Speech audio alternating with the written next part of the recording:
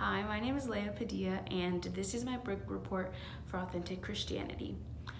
For my book report, I read The Screwtape Letters by C.S. Lewis, and it's a book that I really enjoyed. I knew right away when I kind of heard what it was about that it was something that I would be interested in because it just sounded super interesting, and I love C.S. Lewis.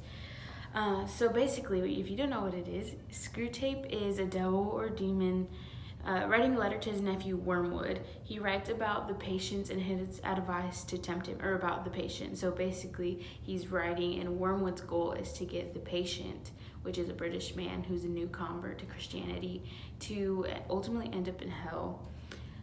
So he writes about his advice to tempt him, and he's constantly causing problems in the life of the patient, causing problems with his mom and his family and his heart.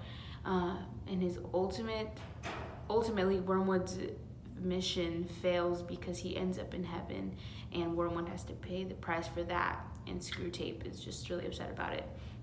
Something that I learned, or things that I found interesting in this book, is just two quotes really stood out to me. The first one is, "It's funny how mortals always picture us as putting things into their minds.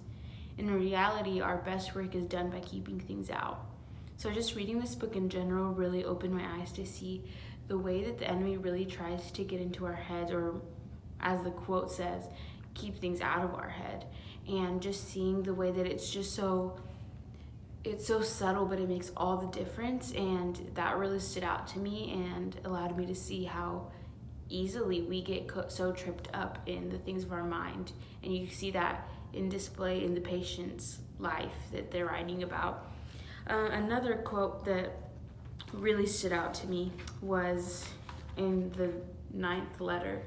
Screwtape writes to Wormwood, "If you can once get him to the point of thinking that religion is all very well up to a point, you can feel quite happy about his soul.